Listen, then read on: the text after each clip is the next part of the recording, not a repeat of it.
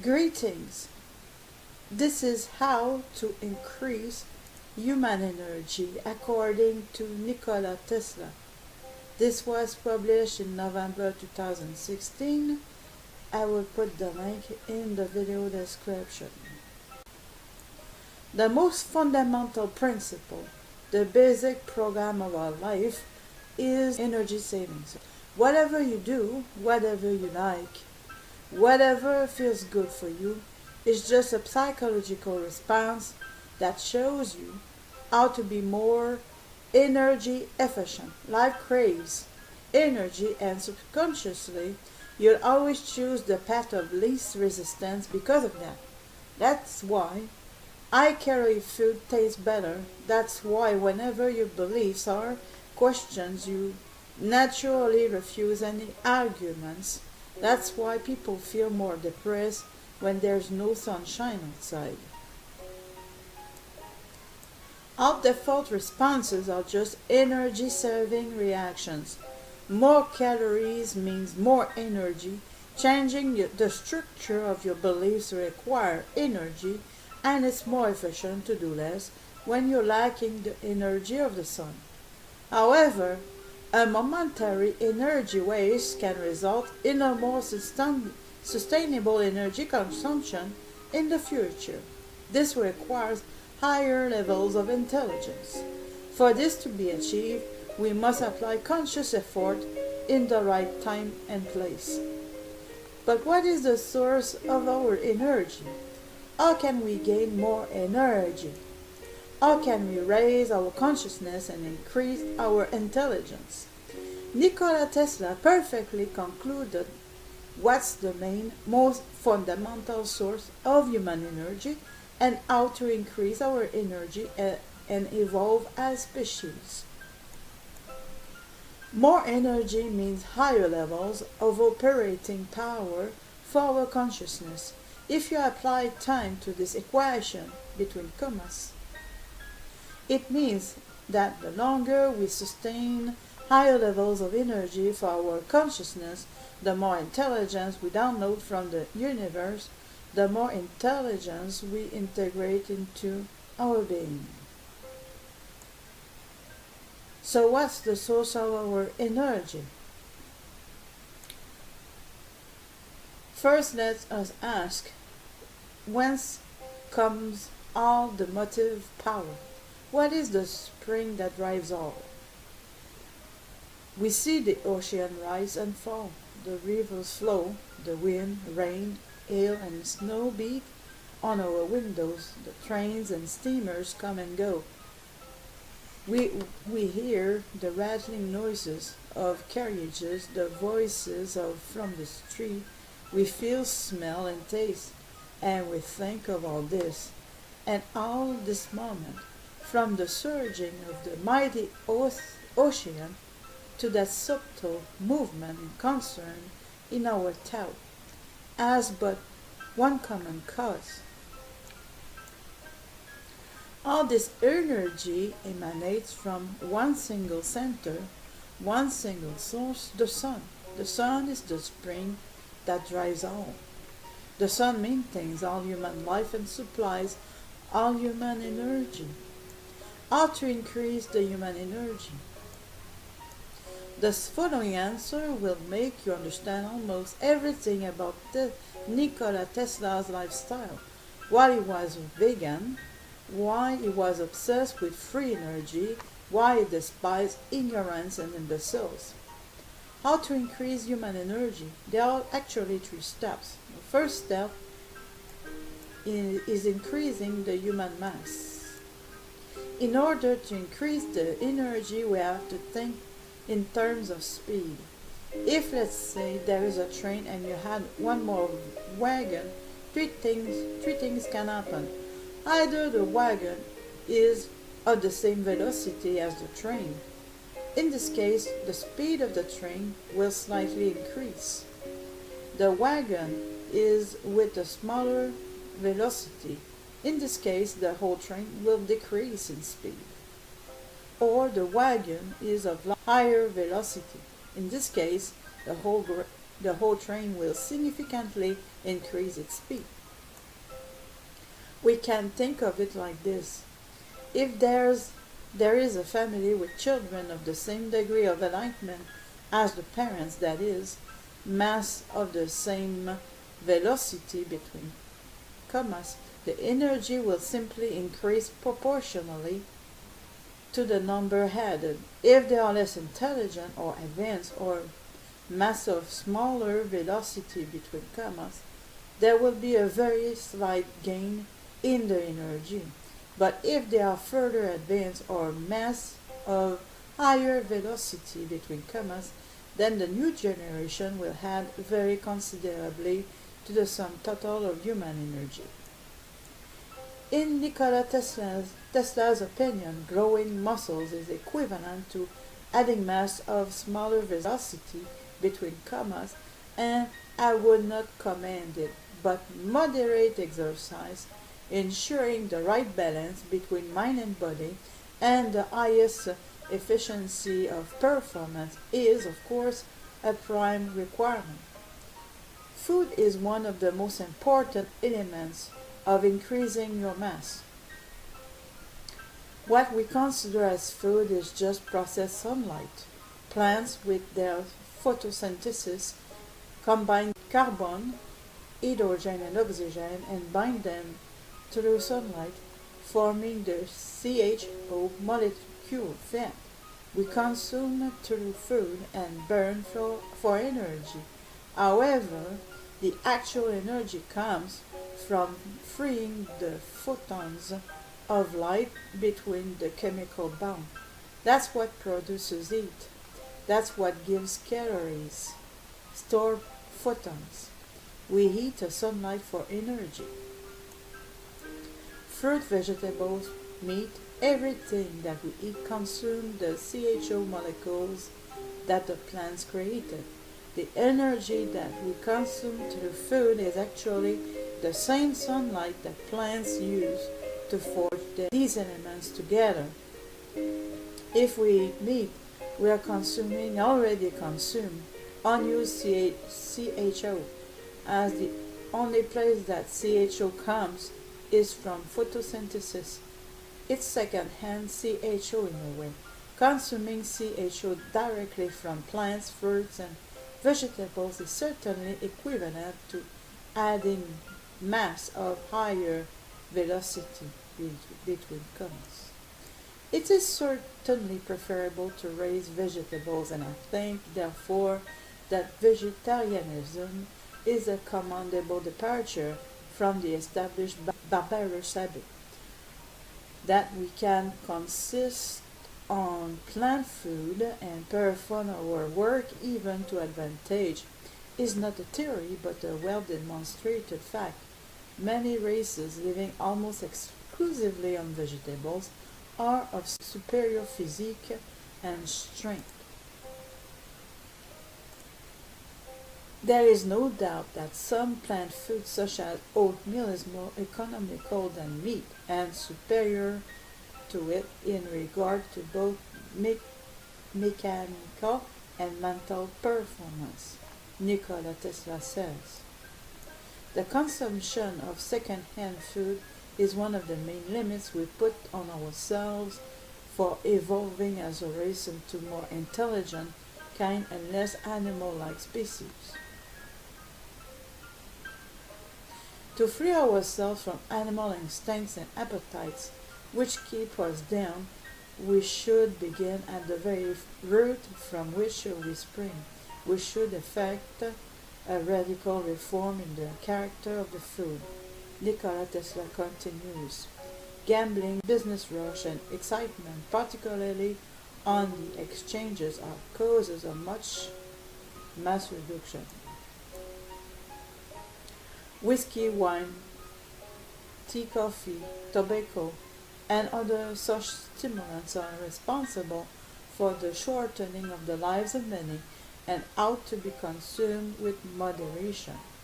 But I do not think that rigorous measures of suppression of habits followed through many generations are commendable.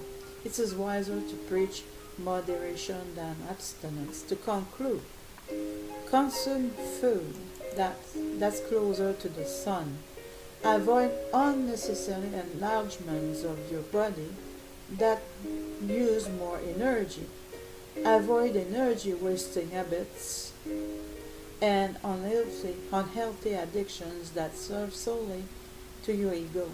Each man who practices these advices adds a wagon with higher velocity to the human train we all move.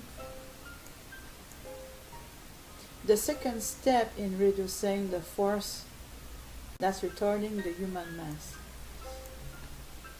The force which retards the onward movement of man is partly frictional and partly negative. To illustrate this distinction, I may name, for example, ignorance, stupidity, and imbecility as some of the purely frictional forces or resistances devoid of any directive tendency. On the other hand, visionariness, insanity, self-destructive tendency, religious fanaticism, and the like are all forces of a negative character acting in definite directions. To reduce or entirely overcome these dissimilar retarding forces, radically different methods must be employed. One knows, for instance, that what a fanatic may do, and one can take preventive measures, can enlighten, convince, and possibly direct him, turn his vice into virtue. But one does not know, and never can know, what a brute or an imbecile may do. And one must deal with him as with a mass inert, without mind, let loose by the mad elements. A negative force always implies some quality, but not infrequently a high one. Though badly directed, which it is possible to turn to good advantage, but a directionless, frictional force involves unavoidable loss. Evidently, then, the first and general answer to the above question is turn all negative force in the right direction and reduce all frictional force. Simply said, frictional force is ignorant, directionless, without a quality unlike the negative force, which carries high quality but in a wrong direction. Frictional force will, most of the time, result only in energy loss, no matter where it is directed, while negative force can lead to significant increase of human energy if focused towards the proper strategic direction. There can be no doubt that in all the frictional resistances, the one that most retards human movement is ignorance. Not without reason said that man without wisdom, Buddha, quote, ignorance is the greatest evil in the world, end of the quote. The friction which results from ignorance and which is greatly increased owing to the numerous languages and nationalities can be reduced only by the spread of knowledge and the unification of the heterogeneous elements of humanity. No effort could be better spent, Nikola Tesla concludes. Individually, this can be explained as maintaining constructive balance between our talents and flaws, establishing peace between our darkness and light, and uniting them towards a mutual greater goal. This, of course, needs to be accomplished with learning, curiosity, and reducing individual ignorance about the universe around us. Cleansing your chakras is as essential as taking a bath in the context of reducing the force that's retarding your energy. Allowing energy to flow freely through your own body ensures a reduction of friction. It then decreases the waste of your energy with fighting the negative emotions that are clogging your Energy pools.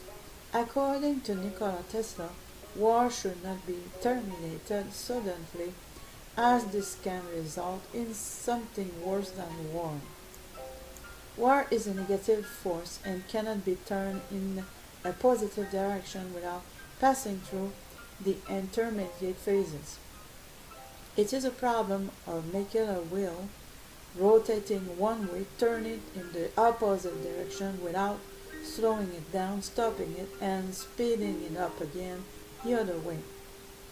We shouldn't stop war, but redirect it towards a mutual goal of humanity. For instance, instead of fighting ourselves, we can redirect our energy towards exploration in different parts of our galaxy, of course, gently and gradually with great maintenance. It is doubtful whether men who would not be ready to fight for a high principle would be good for anything at all. Nikola Tesla explains why war is not a frictional force but one of a negative character. In his views, the future of war should result in reduction of manpower exchanged for machines that will take the hit. To see how this can happen, we must see how everything began. It started with the law of the strongest, where physically weaker men were thrown completely to the mercy of physically stronger men. However, the weaker men developed intelligence due to their energy efficiency and developed ways to use stone, sticks, and make weapons. Today, wars are held by men who smoke cigars, sitting in a room, completely controlling physical forces with their intelligence. The future will make the intelligence create machines and control them instead of men. Until war is mainly intellectual and the physical factor is completely irrelevant. To conclude, use your talents to guide your flaws. Find peace and eliminate forces of friction with reason within you and around yourself. The third step is to increase the force accelerating the human mass. One of the three possible solutions of the main problem of increasing human energy, this is by far the most important to consider, not only because of its intrinsic significance, but also because of its intimate bearing on all of the many elements and conditions which determine the movement of humanity. How do you increase the force that's moving the human mass? Simply spend more energy and spend it towards the most efficient possible direction. Our world is driven by machinery under a system created by our motive power. The mass of people is not moving chaotically but systematically, following an order like a clockwork. If we decrease our motive power, we'll unintentionally be imprisoned by the same system we alone have created.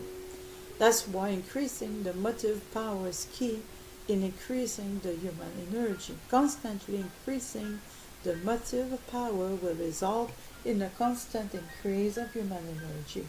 Motive power means work. To increase the force accelerating human movement means, therefore, to perform more work, says Nikola Tesla. But how can one man increase his energy constantly? Will there not be a point where the man cannot do more work? Will there not be a point when doing more work becomes harmful to the man, even unhealthy? There is a secret. When a man applies his effort so that when coming into effect, it will be in the direction of the collective human movement, the effort becomes most efficient, and with less energy, more is achieved. This means that as more people do more work towards a mutual goal, as more is achieved with less effort, resulting in increase of mutual energy. Think of it like spinning a wheel. At first, for only a fragment of its potential speed, you need a lot of effort and energy to even start moving the wheel. As you start moving the wheel and applying effort in the direction of its movement, as less effort it demands, and as faster it keeps spinning. In the end, with less effort than it was demanded from you to move the wheel an inch, you spin it countless times faster. The same is with human energy.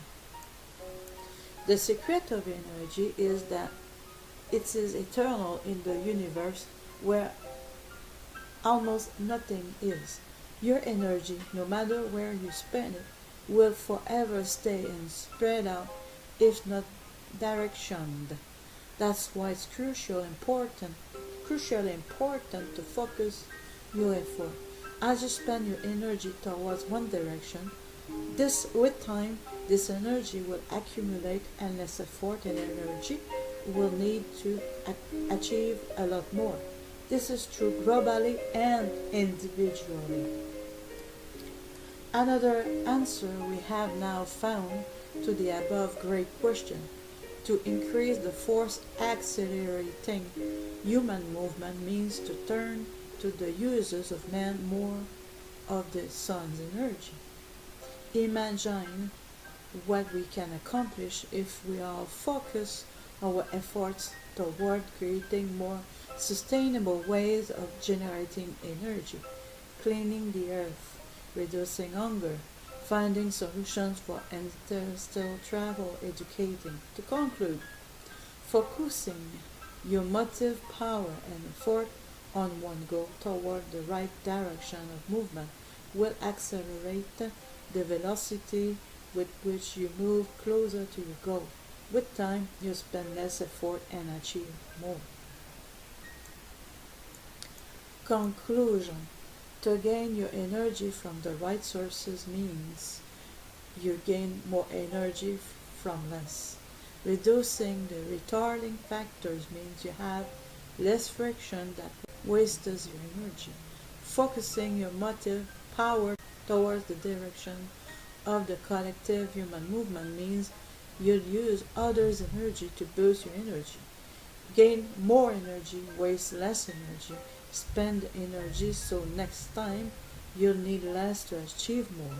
Increase human mass, reduce retarding force, and increase the force accelerating the human mass. Follow this process with reason. Gain more, waste less, spend efficiently, learn. That's the secret formula for increasing the collective human energy according to the great mind of Nikola Tesla. That's how we raise our intelligence and evolve as species. Reference: The Problem of Increasing Human Energy by Nikola Tesla. And I will put the link in the video description. Thank you for listening.